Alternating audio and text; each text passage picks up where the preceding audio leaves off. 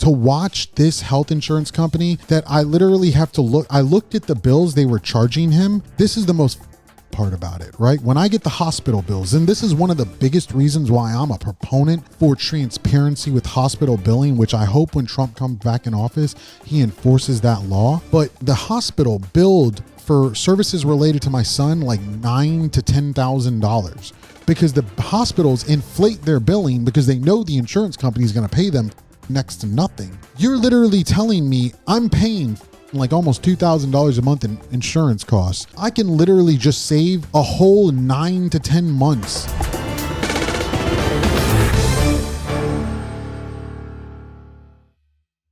Hey everybody, welcome back to another episode of the Only Lawsuits podcast. Today, we have Captain Nathan Marsh, who runs his own charter called Get the Gaff. Nathan, thanks for being here, man. Hey, anytime.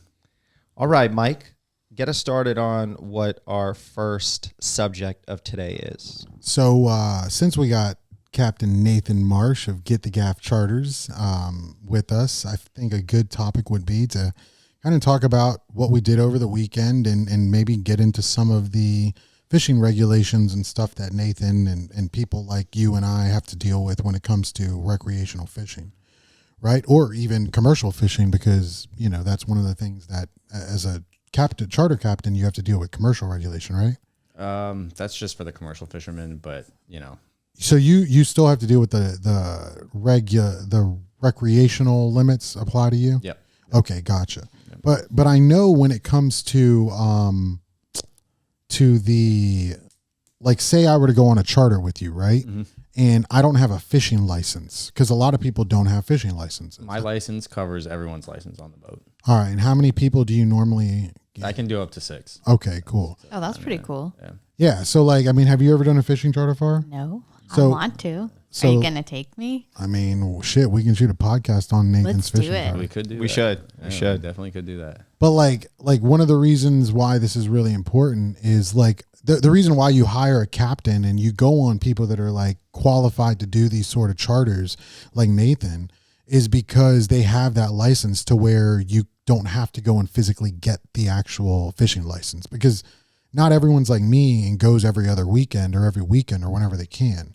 I think I have a lifetime license with the state of Florida. It's called a sportsman license, which I got it on sale for Christmas like 2 years ago. And I spent like, I think $500, but normally how much is that license? They're like 1,000 or 1,200. Yeah. It's a pretty expensive license. So, And it lasts your lifetime? Yeah. Lifetime. That's a pretty good deal. Yeah, it really, if you're, like you said, if you, somebody like Mike or somebody like me that is fishing constantly, you know, at least twice a month, you know, something like that. Yeah, it's definitely 100% worth it. Yeah. And the cool thing is, like I have a hunting license, I have lobster license, I have all the licenses associated with every sportsman event, I think thing in Florida. So I mean, I think it also gives me a little bit of leverage too, because I know Nathan knows about this. So one of the laws that are real, fish are regulated like crazy in Florida. And Nathan can tell you stories about, you know, a certain fish that a lot of fishermen are pissed off about called the red snapper being regulated. But there's one fish in particular that it was on the brink of extinction. It's called the Goliath grouper. And if you look back throughout time, and maybe Josh can pull up some of some pictures of like back in the 80s, the 50s, the 60s, fishermen used to pull up Goliath groupers that were hundreds of pounds, you know, big. And they were so overfished that they became to the point where they almost went extinct. So Florida, the FWC, Fish and Wildlife, they put very strict regulations in to where you weren't even really allowed to fish for them to a certain time. You could if you caught them, you couldn't really say you were targeting them, from what I understand. But now they've actually, as of a year or two ago, right, Nathan? Something like that. Yeah, they started to make it a little bit more stringent or easier to now you can harvest them with a tag like you have, you know. So I was lucky enough to get a tag. And boy, you are the only person that I know that got that tag. And the reason I say I might have had an advantage because I have a lifetime license is Dude, there was a bunch of fishing captains that actually like threw a bunch of shade at FWC because they were granting the conditional license for the Florida Snapper to only certain charter captains. So I do think I have a little bit more pull with FWC and licensing now because of my lifetime membership. So I think that's pretty cool that licenses go on sale. I've never heard of that, and that's like the fact of the day for me. That it's like a Black Friday sale. Oh yeah, lifetime license, Half off. half off. but when I saw it, I literally thought it was a fake because, well, number one, FWC, they're a very important agency in Florida because I'll be honest with you, growing up, being West Indian, we grew up fishing and learning how to fish. And like, I've got a lot of family members that they'll keep any sort of fish, no matter what the size. Right. And it was kind of a generational thing where we didn't understand, look, I'm just catching a fish. But when you really do, when you take perspectives from like people like Nathan into play and you realize the economy and the effects that overfishing and the lack of regulation on a fishery can have, you really get to understand why there are certain things that are in place to protect the environment, right? And Nathan, like, tell me some things that you have to deal with regularly as a charter captain that, some critiques you have. Man, one of my biggest things is, I tell people all the time, like, it's kind of like a CDL thing. You can go, you can't just go drive a semi with a trailer on the road, and there's, you have to take class, you have to train, blah, blah, blah, blah, blah. And a boat is not like a car, it doesn't handle the same way on the water. There's different etiquette on the water. And the biggest thing I see is like just basic boater stuff. Just even at like the boat ramp, it's one of my biggest, I don't want to say pet peeves, but like one of the things I see the most is, especially days like Memorial Day weekend, July 4th, stuff like that. The amount of people running into each other, just no boater etiquette, potential dangerous situations. That's one of the things that I see the most nowadays versus, I would just say, just 10 years ago. Well, to touch base on that, Josh and I, over the weekend, Josh and I are both scuba certified. Yeah. And I know Nathan, he likes the scuba too and get in the water as well. I don't know if he's certified yet, but he needs to get certified. But we have an amazing school or a person that we can recommend. It's called Deo Scuba. Yeah. Shout out to Deo Scuba. We had such a great experience going out there this past weekend and tagging along to Mike's son, Caden, and his brother, Matthew, who were getting certified through them. I'll throw some footage up on the screen. Really, really top tier dive place, dive teachers, and One of the craziest things though is when it comes to scuba certification, the biggest issue that a lot of divers have is regarding people that don't know the boating laws. Mm-hmm. For instance, when you're anchored or you have divers in the water, you got to have a flag up, a scuba flag, and you're supposed to say a certain amount of feet. I think it's like 500 feet or 1,000 feet. No, it's not that much. It's less than that. I can't remember. I know exactly. It's a decent amount. It's like 100 or 200 or something like that. Yeah, it's a good enough. It's a safe enough amount to where if you have a competent captain and people that know what they're doing, you shouldn't have an issue with people in the water and boaters. And this is one of the things that gets me is you'll have somebody sitting on a reef right here diving and they'll have their flag up and somebody will come within, let's say the limit is 200 feet, even to come 200 feet. You have the whole ocean. Why are you going to, you're cutting 10 seconds off your trip? Like, who cares? Well, a lot of the things is like, there was a lot of stories over the past few months in Florida where people were getting struck by boats. Lobster season this year was crazy. Yeah. There was like 3 or 4 people that died this year. And it's sad really? because fatalities. Yep. Boating under the influence, people, having captains that don't follow certain dive regulations, and people, like Nathan said, don't have licenses, so they don't really know. Yeah, you don't need, you need the basic boaters course that you can do online. You could do it online, and I'm not advocating for this, but you could literally go in there and just click next.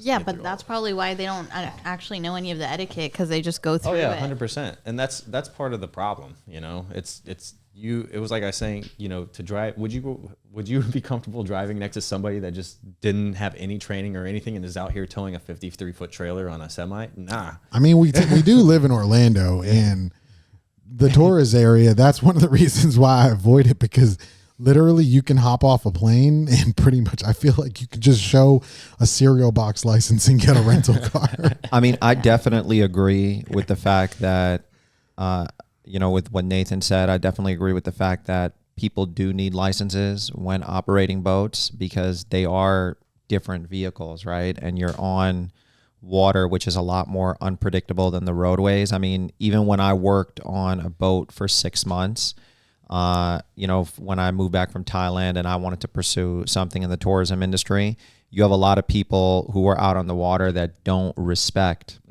other people on boats. Yep. And that was a really, really great point. Yep. Where, like even if you're, even if there's like a law stating that you shouldn't be within 200 feet of another vessel, people push the limits, and the ocean's like almost infinite when you're out there. So the fact that people are even coming that close to each other. I mean, one thing that Mike does all the time, because he's a huge boater, is he'll send me like these Instagram reels of people having accidents out on the ocean. And he recently sent me a video, now that he's talking about it, because people are out on their boats during the holidays. Was the one at night? Yeah, the one at night. Some guy in his Corvette. Corvette converted boat. And what? It was like a car boat? Yeah. It was a car boat, and he literally ransacked a guy on a flats boat. On a flats boat, and you see the guy flying into the abyss. I was like, there's like a platform on the back of the one boat that gets hit, and there's a guy sitting on it when it gets hit, and it literally launches him. So this is a great time to talk about boat injury. Well, we were talking about you've been injured in a boating accident. Call Kraken Locker. Hell yeah, dude. Put in the number right below the screen. The one that was, it was either last year or the year before, that happened at Canaveral, that they unnamed charter company. I won't call them out on the podcast, but they had a captain that was they were coming back from a trip offshore, and he put his boat in autopilot and left the helm. Oh my God. Left the helm. And so he's cleaning the back deck, and there was some lady on a rental boat just sitting out in the middle of nowhere, anchored, just clean over him. Boom. Oh clean my God. over it. Did anyone die? The lady, it was only the one lady was on the boat, and I don't know if she ended up dying, but she was in the hospital in a coma for a while. Oh my God. But they, my brother was working with Mike. Shout out my buddy Mike. He just sold his charter business. So I would say shout out Fishing Addict Charters, but he just sold his business. Yeah. But Jonathan was working with Mike. My brother was working with Mike that day, right? And so they saw when they pulled in the boat, and he said it was literally dead down the middle of the boat. You could see the prop scars, and I guess it hit the lady in the head. So there's like blood spots. Oh it my was bad. God. Yeah, it was bad, man. They kept it. It was a fleet company, so they had 10 boats or something like that. So they paid the newspaper companies and everybody off to not go public with it. Well, I wonder how much that settlement was. Yeah. So that's a good point. A lot. Yeah. A lot of people don't realize, like, look, boat accidents are just like car accidents. You need to get a lawyer. You need to do the same thing. 100%. And the best part about it is when I look at a boat accident, I love boat accidents. I repped people in the past on boat accidents, and the beautiful thing about boat accidents is there is no mandatory like insurance requirement for boats. You don't have to have insurance. But majority of boat owners, and this is just because it's part of the lifestyle, I guess, it tends to be a more conscious group of boaters, people that are worried about liability. They tend to get the insurance because, number one, you got to worry about your boat getting stolen. And then number two, God forbid you sink your sometimes multi-million-dollar boat. That's what I was going to say. With the prices of boats now, if you can afford a new boat, you can afford insurance, and you're getting it because the prices of new boats are ridiculous. So. Yeah, I have insurance on my boat, and it's over-insured just because I want to make sure. Look, I try to be the most. Nathan's been on the boat with me, and he sees how like cautious. crazy I am about it. I've to the point where I yell at Caden and curse him out, but I've done that so much, dude. Tell him how good Caden is when it comes to like backing boats in and all that shit. Now. No, he loaded that trailer in the current. Yeah, they had that. And what was it, Crystal River that one day? Yeah, crazy cross current. He loaded up on the trailer better than anybody else that we saw that day. I'm very, very impressed with Caden, man. Yeah. I'm very, very impressed with Caden. This boat ramp that we're at was like famous for people messing up because the boat ramp, like let's say this is the river, right? The boat ramp is like literally on it. So if the tide is moving, like you're getting pushed rapidly. So you have to aim everything perfectly. And there's a bench and a whole bunch of people always sitting at the boat ramp just to watch people fuck up. They were clapping for Caden when he loaded it. And I've been on the boat multiple times with Mike and Caden, and Mike is very, very hard on Caden, and he's very, very hard on Caden. But all of that tough love and him being hard on him has turned Caden into a fantastic first mate. Yeah. Dude, I've literally told him when he's on the boat, he has my okay to curse people out. Because I take it that serious. Like, I will flip out. If you're doing something stupid, boating's supposed to be fun. Boating's a great time for friends, for family. But if you're doing something stupid, you're going to hear my mouth, and I'm going to make you look like a fucking imbecile. Yeah. So, but the only person that I've ever let comfortably drive me on my boat is Nathan. Like, I'm so petrified because I know he knows his shit, you know, but boating safety, be careful who the fuck you get out on the boat with because your captain...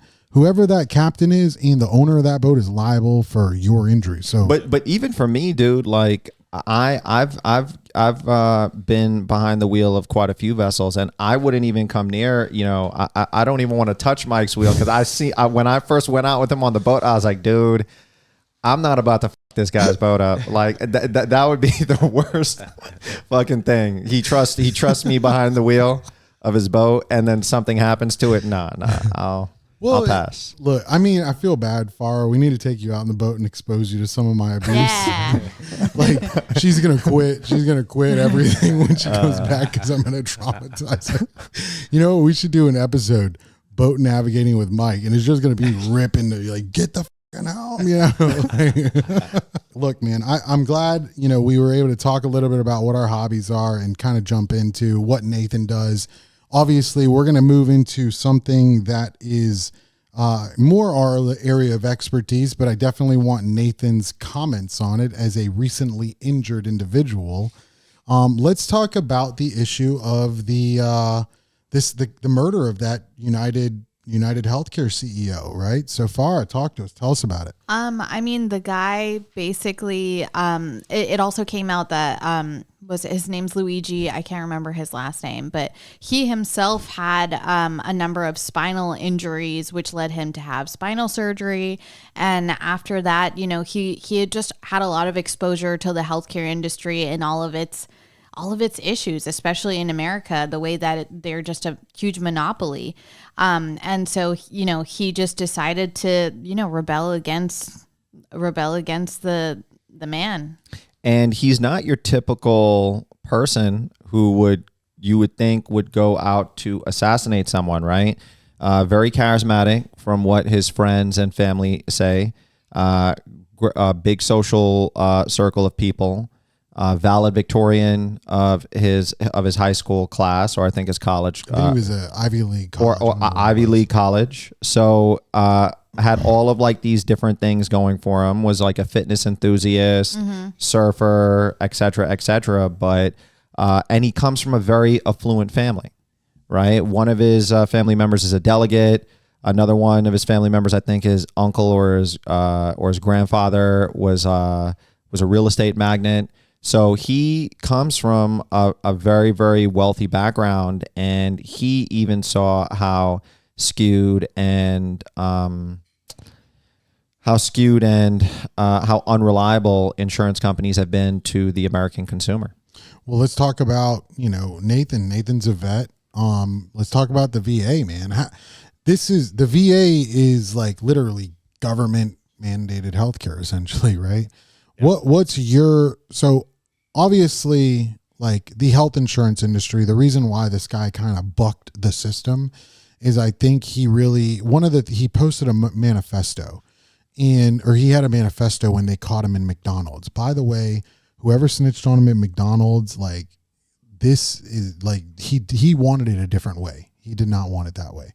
I think the guy's name was Larry. Yeah. Well, they found a way to not give him any of the reward anyways. Dude, he did the ultimate. He like screwed himself. Don't call 911 when you find someone that's on a missing or a reward. You call the reward number and give the tip line to the tip. That's literally like a law school exam basic. It's crazy. So he's not even getting the reward. Yeah, he's money. not going to get the So reward. the guy snitched and gets nothing. Yeah.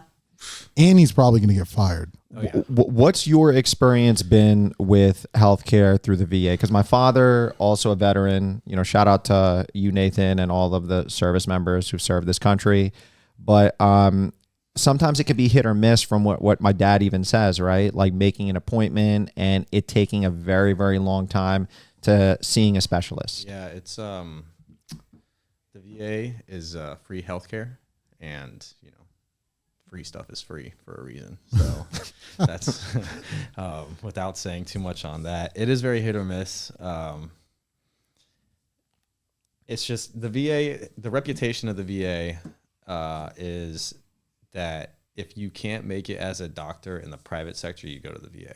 Wow. And the reason that, for anybody that doesn't know, that the private sector is the desire of most doctors is because of the money. Like the VA doesn't pay; it's a government. Yeah. So it's paying the least out of anything versus private sector. So it's like, and from my personal experience, it seems like that's very true. You're getting the lowest of the low. A lot of people don't really care in the VA. Of course, there's some gems or some people in there that are great. I've had a couple of doctors that were great, but for the most part, I would say, and like I said, this is just my personal experience. I've heard of people that were great, that they get every doctor they get is awesome because, I don't know if they're lucky or they know somebody, whatever. But for me personally, I would say maybe like 80% of the doctors that I've got, you could tell are just like bedside manners, and either don't know what they're talking about or really don't care. Yeah. So it's, like for example, the surgery, when I first got it, the doctor told me, hey, it's going to be a 4 to 6 month recovery after surgery, or 4 to 6 week, excuse me. And it's been 4 weeks and I still can't put weight on it. So it's like, I don't think that your time estimate was very correct. And then last time I went in, now they're changing it. Oh, now it's 4 to 6 months. Sorry, we got it wrong. Yeah. And you know my history. I've had 2 other surgeries through the VA, and both of them were not good. So yeah. It's Well, now that's a good, interesting comparison. Let's talk about the price for private insurance or private doctors, right? So, Farah, you have family members that are doctors, and one of the things that I wanted to ask is, do you, based off of your experience and your family history with the medical profession, do you see any benefit to having health insurance companies in how do you see the health insurance billing versus like a private doctor billing? Like if I were to go to a doctor and say, hey, I don't have insurance, but I want to pay cash.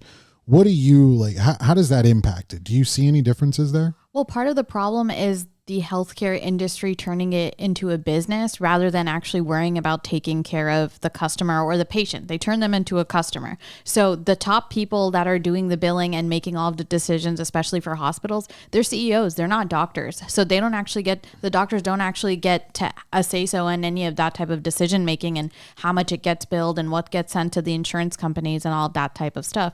And a lot to do with even the VA and free healthcare. Those doctors are overworked. Like I can understand why it seems like some of them don't care. And I'm sure some of them don't. But it's like if you're given like a regular, doctor who works in a private sector maybe sees like on average 30 patients a day. In the VA, they might see 50 to 100. Yep. Wow. So and they're getting paid way less, like egregiously less on average. So it's like, I wouldn't care either if I'm looking at this guy like you're doing half of what I do and you're making twice as much as me. yeah. But here's the crazy thing, right? So like I have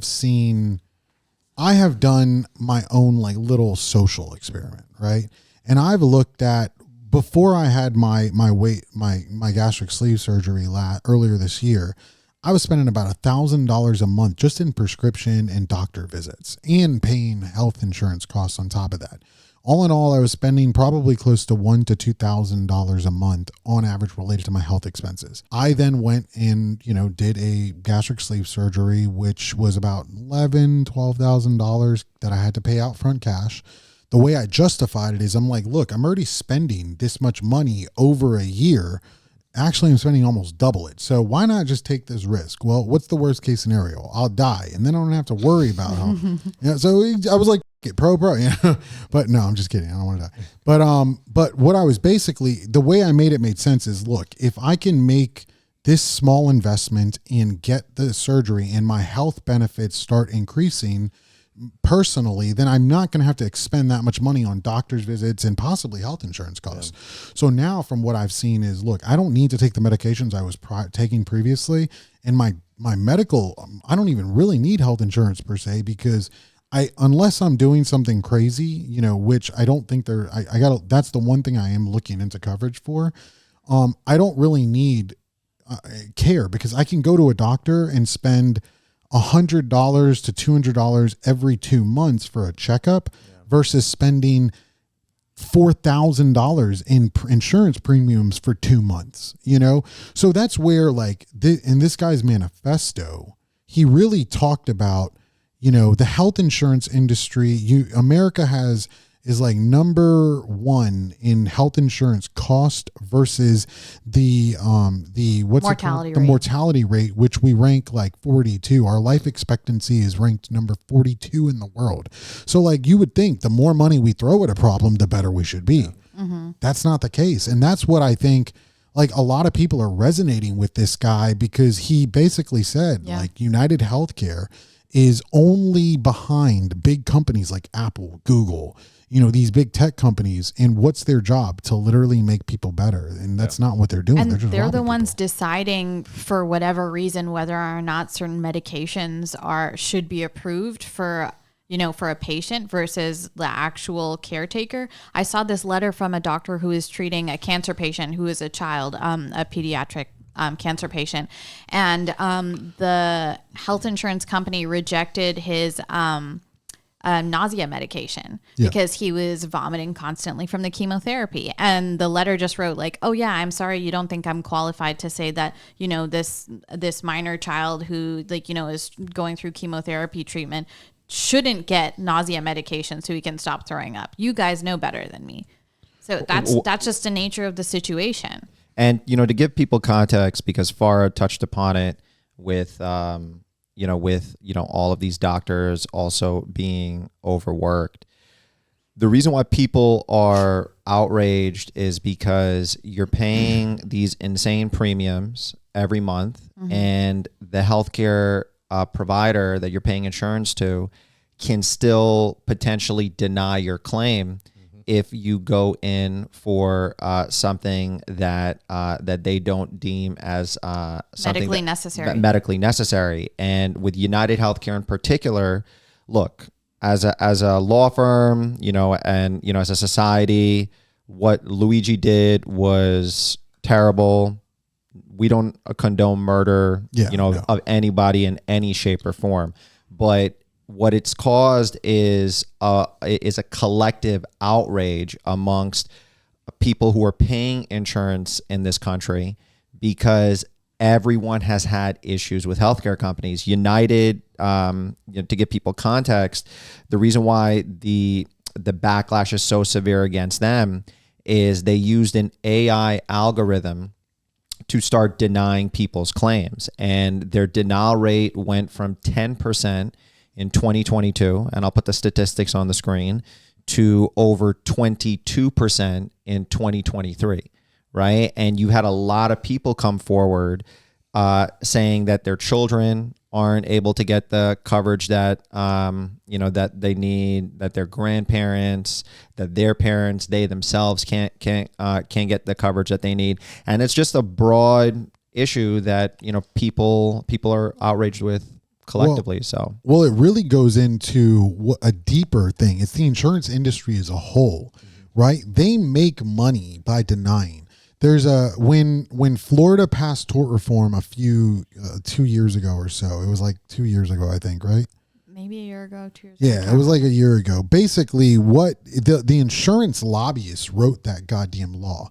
And that law pissed a lot of attorneys like myself off because it basically gives the insurance industry all the haircuts they could possibly get without actually doing anything. For instance, when we go to a trial and we try to bring damages up, we have to only be able to show the jury, the amount of money that health insurance or Medicaid or Medicare would bill for those injuries, not what the estimates of the doctors that are treating these people are doing for, and I'm greatly summarizing, my law, and I'm biased because I hate this law. Collateral source. Yeah, it's stupid bullshit. And I hate the goddamn insurance industry. That's one of the reasons why I do this.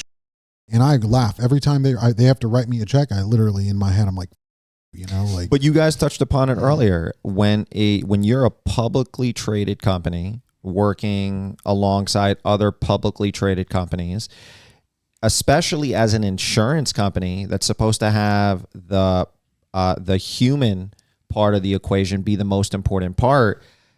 That's not the case. It's the shareholder that they're focused on. Like United announced record profits last quarter or last year because of their insurance claim denials. And I want you to touch upon something because you're somebody that also has paid substantial healthcare premiums, especially with Atticus just being born. So touch upon that. Dude, they're full of they are such full of So we pay health insurance, and we were paying for COBRA coverage, which is like we were continuing the coverage from my wife's prior job over. We were paying more money. We were paying the most money you can possibly pay for health insurance, right? And this piece of shit insurance company, I'm not going to say their name, but believe me, I was going to sue the out of them.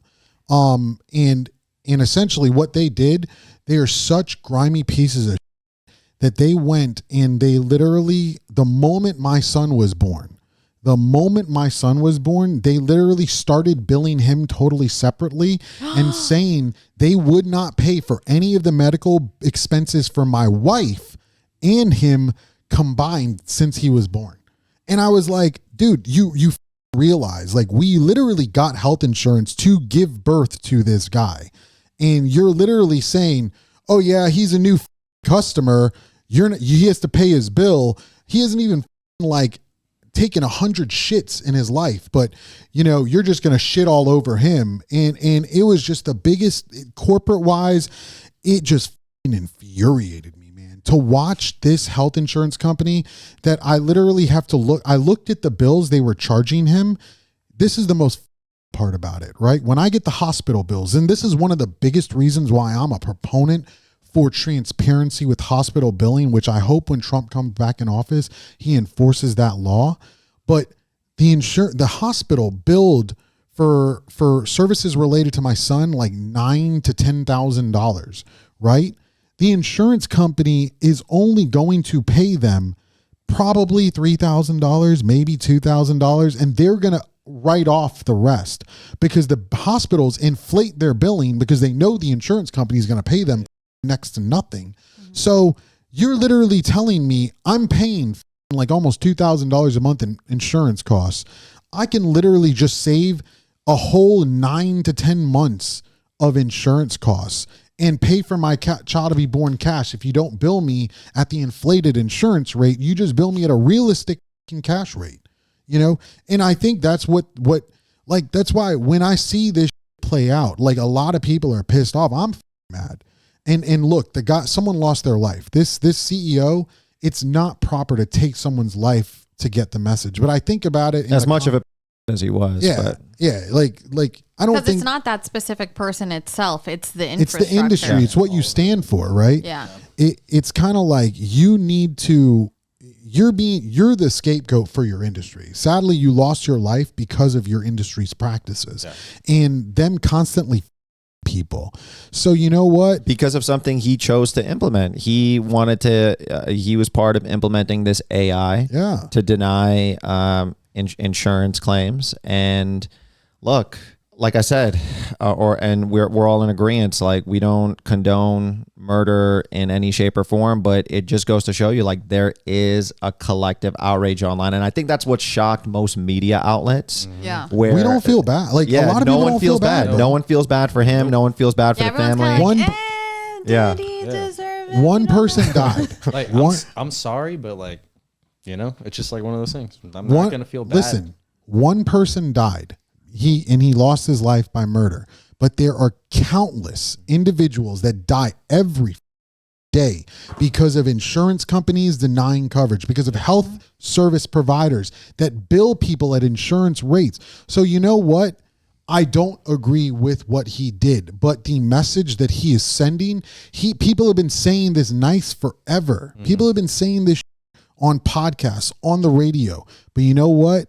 This finally sent the message and shockwaves throughout the entire industry. And I hope that it has an effect.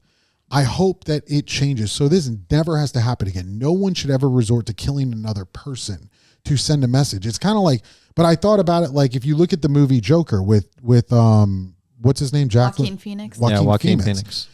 That whole movie, when I saw it, I thought it was like a weird movie and I didn't really like it per se. But when you sit down and analyze it, all that movie was saying was if you pay attention to mental health early, you won't see the repercussions of mental health down the road. Yeah. When Joker shot the Robert De Niro when he was on stage, that was the culmination of denying someone mental health coverage and help. And that's exactly what we're seeing here. This is our modern day real life Joker situation. You can only push people so far, ultimately. You can only push people so far before extreme measures are taken, regardless of what the ramifications are or, the collective opinion is. So I think this is just like an encapsulation of, like I said, people's outrage. And, we'll see what happens. And We'll I see don't what know happens if with the this- case. I don't know if this sounds bad, but I feel like the fact that he was actually an educated individual, like it helped people resonate with it more because he was Yes. actually able to vocalize what it is, like, the purpose of what he was doing. How the do they know so much about this guy, but they can't figure out about the guy that shot Trump? Just going to say that. Just going to say that. Just They let found that- this guy's Reddit history. Let that sit for a little bit. Well, I mean, Let it now marinate. 50 Cent wants to do a documentary on him. Our boy Oh. 50, he posted, I don't know if you got a chance. Nathan's not on social media, but I like to send memes to people. And I sent something, I think to Farah and Josh, but it was about 50 Cent. He posted two things. Number one, he talked about Luigi and he was like, I kind of like this guy. Yeah. And then he also posted about our next topic, which is really just a weekly topic at this point and related to our weekly topic, Diddy. Jay-Z, he posted a meme about Jay-Z, which was recently charged. There was a civil lawsuit that alleges that he sexually assaulted a 13-year-old. And what does Jay-Z do on that same day? He told his family, y'all get ready. We're going to go see Mufasa. It's because his daughter was in the movie. We've also talked about it before. It's kind of hard to tell with a lot of these civil lawsuits and lawsuits that are being filed, which ones are tangibly real and which ones are just going after a payday. He is, again, caught in the crossfire of being in Diddy's social circle. And that's something that I said before, right? Which is if you're in Diddy's immediate social circle, you're going to be caught in the crossfire. And they have decades of photographs together. I'm actually surprised it took this long. A lot of people were trying to implicate him very early on. Well, here's my point, right? I think you are correct. But the way that he is handling this is totally, entirely stupid. Really? Because I actually don't mind it. No, because here's the thing, right? What he's doing, it's not even him. It's his.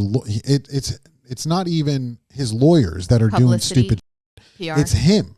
He's out here posting things and saying, "Oh, the attorney Tony Busby, that's leading all the lawsuits. Like he is the one. He's trying to scam people, and he's trying to bully me, and he's trying to make. And I'm going to show him I'm a tough guy, buddy. Let me tell you what this attorney did. All he did was the same thing we do every day. Yeah. Is we send what's called a demand letter. A demand letter is a simple letter saying, listen, you have this opportunity to settle this case before we file a lawsuit.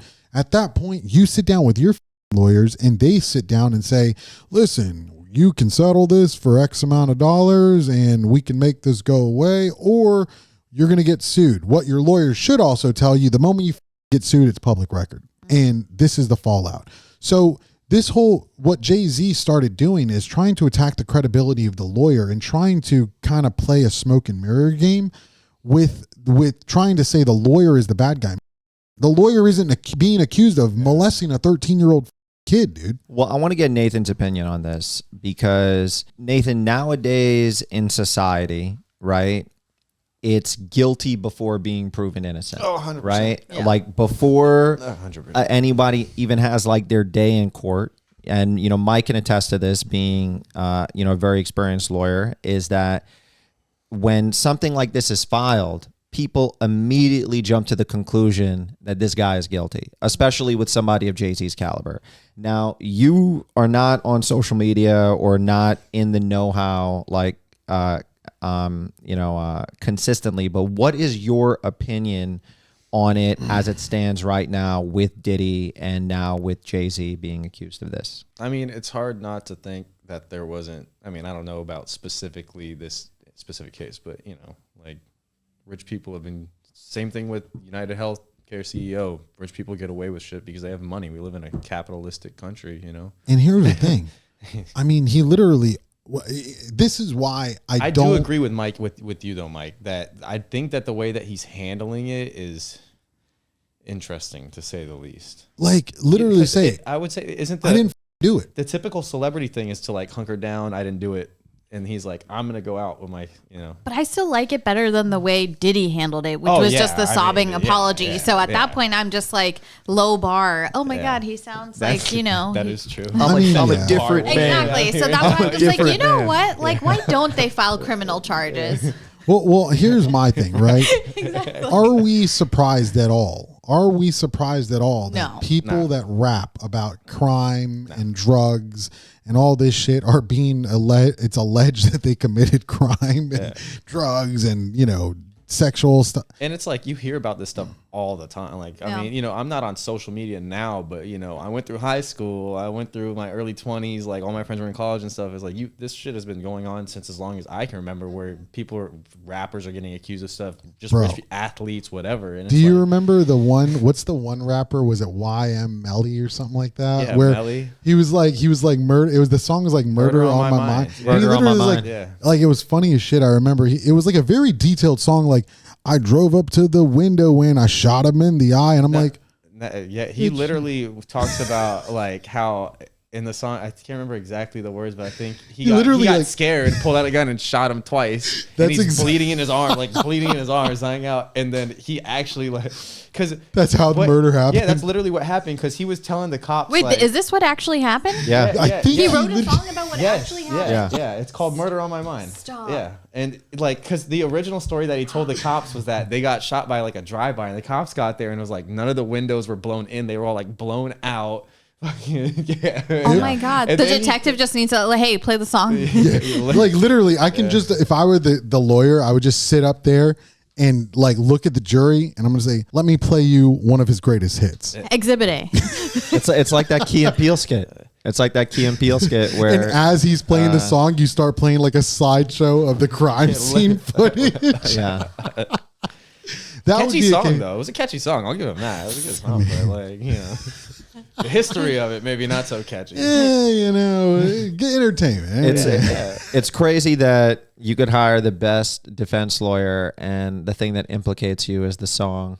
That you wrote It's about yourself, the and actual that's what always happens with celebrities. They always end up implicating themselves. Well, I'll tell you, a I was song gonna is say Jay-Z the number one song. thing you hear from lawyers is just shut the f up, and he did not shut the He wrote a whole song about it. He detailed line by line exactly what happened.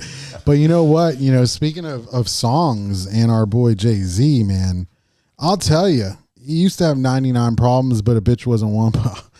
He got 100 now, buddy. There's a bitch that's a problem, boy. Yeah, she was 13 at the time. I think I'm not calling a 13-year-old a bitch. I apologize for that. I think that just based off of what's been happening, this is now going to open up Pandora's box against Jay-Z, because all it takes is just one person to open the floodgates. And, you know, Mike had touched upon it before we even started discussing it on the podcast, that they were trying to get this dismissed unless like she came forward with like whoever else was there.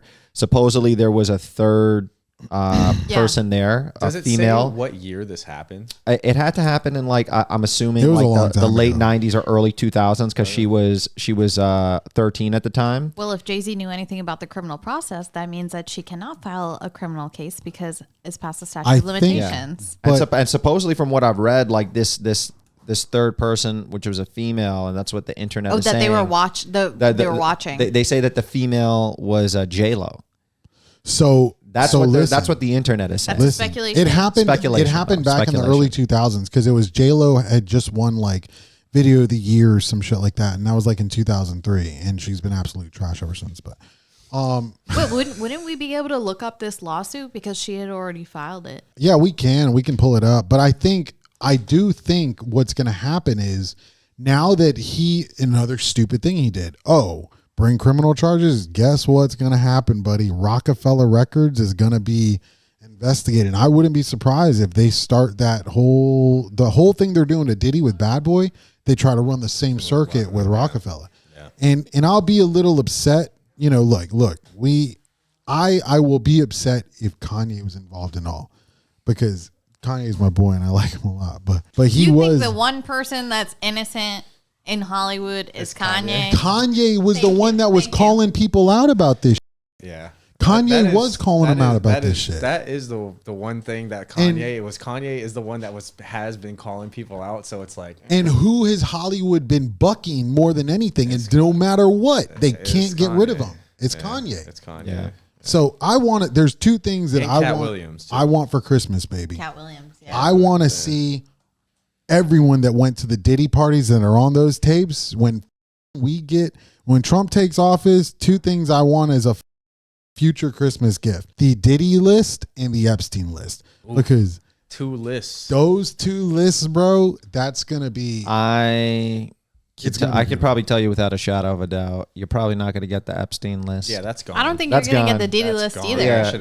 either. Yeah, the I have Epstein faith. list, based off of Jeffrey Epstein's connections, Yeah, that and him, shows- Biden, Clinton, Trump, like everything, bro. He was connected to everyone. he was connected to That shows everyone. Okay, And well, his fuck it. subsequent No. suicide. This Yes, is all we need. yes. This is all we need. The guards We just disappeared. They just Listen. were off duty. President pardoning everyone. I don't give a. Someone leaked this and then Trump pardoned that. Do it. It's worth it. It's worth the risk. I mean, honestly, yeah. Hey. Just call him Jay-Z Biden. Yeah, like, but dude, what's crazy is, because this is why I want those two lists. I want to literally go. Give it to Luigi. No, dude. Luigi can't help us anymore. It'll He's No, behind he- bars. Oh, we gotta find Mario. Luigi. Oh no, or we can get Waluigi. Waluigi. Waluigi? Waluigi was working for Epstein. Bro. What are you talking about? No, but what I'm saying Is is, Diddy bro, Bowser? Diddy would holy. And who's Princess J-Lo, apparently. J-Lo's Princess Peach? Wow. Jesus Christ, Because she's always out of reach, man. we just ruined a Wow, whole the Mario Nintendo Kart brand. The Diddy party was Mario Nintendo Party. 64. Nintendo 64, please don't come after us. This Dude, is just- Nintendo this is is pure probably going to flag speculation. this. Nintendo's probably going to flag Super this. Smash Brothers. That's Diddy and fucking Oh my Jesus. god. It's not a melee, it's a freak off. Jesus Christ. Everything can be tied to Mario. Oh, man. I just ruined so many childhoods, bro. I just ruined my own childhood. Duck Hunt. All right. Well, holy shit, what happened? I don't know. We went off the rails. We went off the rails comparing these sexual assault lawsuits to Super Smash Brothers. I'm proud of that, and though. I Nintendo. really am. I am proud of this. Relatable. Yeah, very. Very, very relatable. Well, Nathan, let's end it off with talking about your charter company. So, congratulations. Thank you. Congratulations on it. You're setting up all the socials. What type of charters do you run right now? Right now, none because of my broken foot. But when I get back out there, mostly offshore. Well, I should say all offshore. By the time you're ready, you're going to be back when Mahi are coming in. And, I hope sooner than that. Goddamn. Well, Mahi Nathan runs out of Sebastian. Sebastian is a very treacherous inlet, but the fishing there is amazing. I know he knows a lot of inshore spots. He knows snook, mahi. He's got spots on that he's going out on my boat, deep for grouper, snapper, red snapper. Nathan's your guy. He knows spots. He knows his and amazing charter captain. Cobia this year, buddy. Cobia this year. I need a Cobia. I need this year. Cobia and Wahoo right now, dude. Right now bro, is the time. We can't get offshore though. The weather.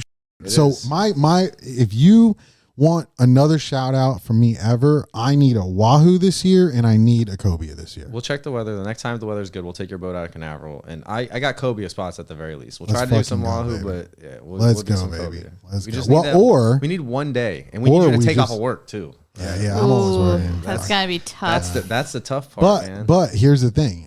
Now that we're scuba certified, if you go to Deo and get scuba certified too, and I'm gonna talk to him later today about this, try to get you scuba certified. Bro, let's just find some spots and we'll just go down and shoot the shit out of them. I don't need to be certified. Dude, the only thing a certification gives you, the only thing, like it's not illegal to go diving without a certification. It's illegal to get air but listen, without a certification. I think I'm a proponent of safe diving practices. Yeah, me too. It's dangerous as fuck, bro. So let me tell you before we wrap up, quick story about why this shit can get so dangerous.